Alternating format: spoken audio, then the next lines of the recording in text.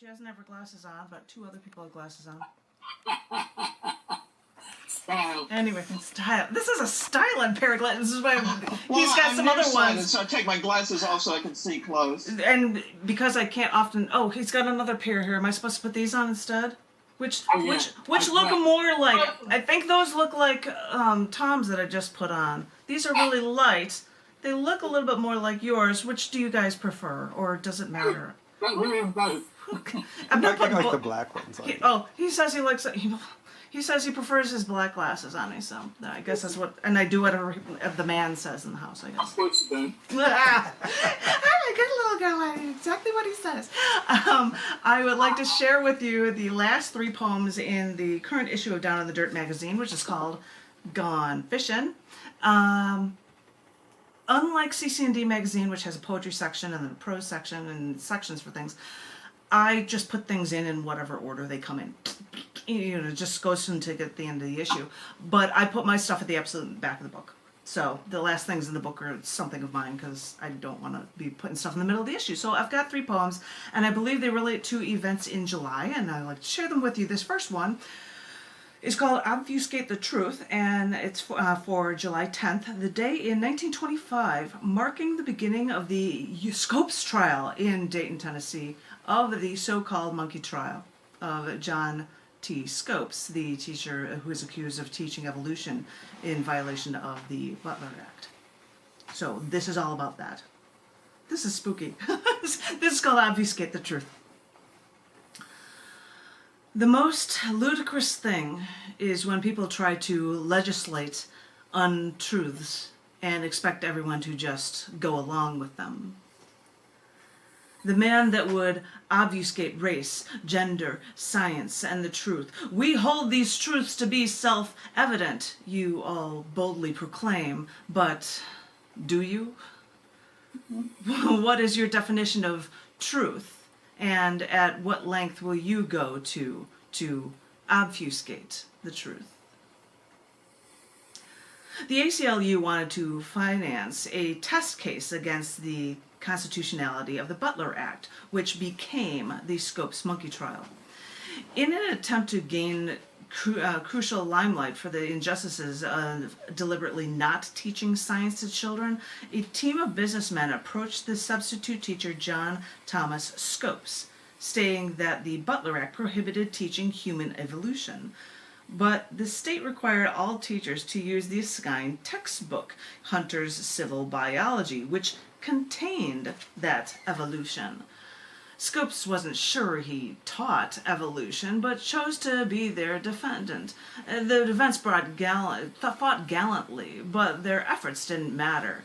When the cards are stacked against reason, and they were so stacked in this house against them, they lost that trial, and Scopes had to pay a $100 fine.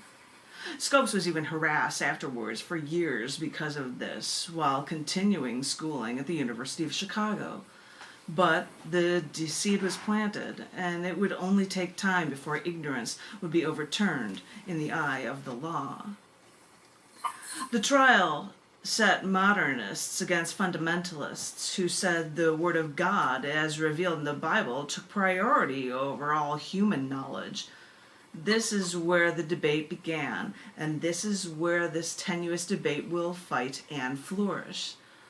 Do you believe in truth through evidence, or do you believe in a centuries-old book that the world accepts on faith?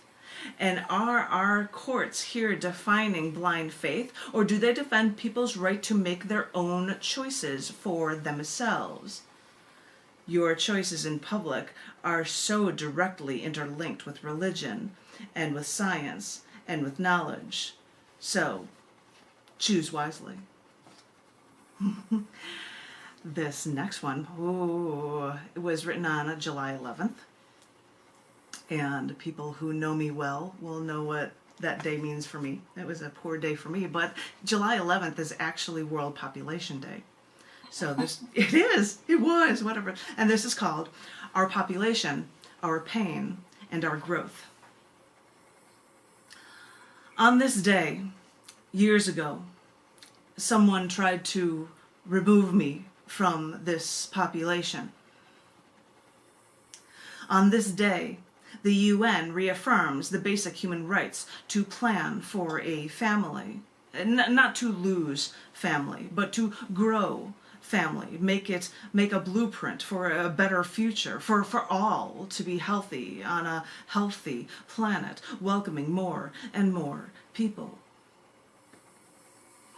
When I survived the attempt to wipe me away from this world, I knew I mustn't dwell on the pain or on the injustice, but on the recovery.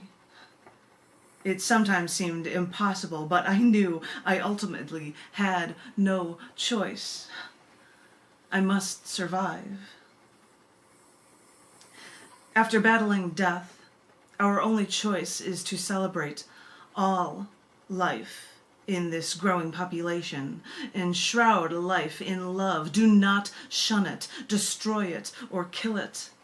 Let humankind grow to see what we do, and how it affects other species and our planet, Earth itself. And so know that if we do not squelch our population, we must nurture it, treasure it, to make sure humans know to keep peace with everything, so we can all finally grow together.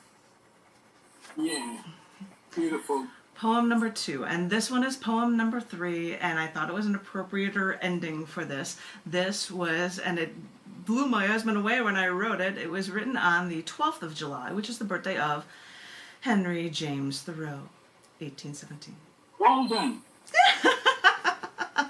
You hear it. This poem is called Knowingly Live, Purposefully Live. Life is as precious as you make it, and life is as deliberate as you choose it to be. We all make choices without thinking about it, which is why we may wonder how we got into this hole and how on earth can we get out. And through all this mess, we only feel lost. Oftentimes, it is only after we make that conscious choice, when we actively believe and act on our beliefs, that we begin to feel alive again. Oh, you may say you have beliefs. This talking so much about beliefs is overacting. We've been fine all along. This is just how everyone lives. Yes, and everyone wallows in the pit that no one remembers falling into. So stop passively letting others dictate your lives and control you. Once you realize what is happening, step out and say something. Because civil disobedience isn't the act of the insane. It is a measure people take when they realize things have gone too far. And they can't just sit back and do nothing. If you are lost, seek the truth, as all philosophers do, with every thought. Yes. The definition of a philosopher is a person who seeks the truth. Because after all, modern life shares its only espouses unnecessary complexity. So think this over. The true key may be to live simply, to live in harmony with nature and commune with our surroundings. Once you do that, it will seem simple to live deliberately, to live strategically. And suddenly, once you begin to think through life, you'll see that you're no longer lost. Thoreau. I got you your Thoreau reference for the final piece for it, so, and as cheesy as it is, I'm giving myself applause. Yeah, someone's got to. Yeah, well, nobody else does it, right? That kind of thing. No. Oh, it's not even working. That's the best. There we Yeah. go. Yeah, I've got applause. I don't know how much time is left on this thing, but I